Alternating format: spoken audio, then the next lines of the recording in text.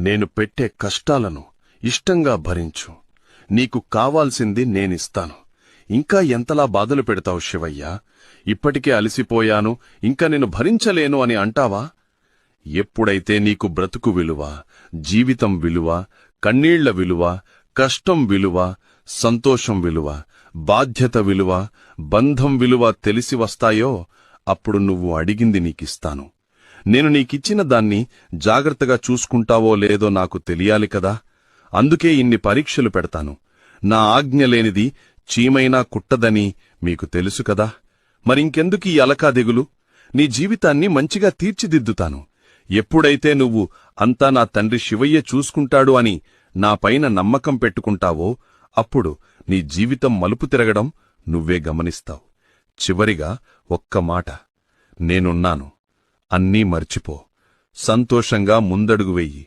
అంతా మంచే జరుగుతుంది.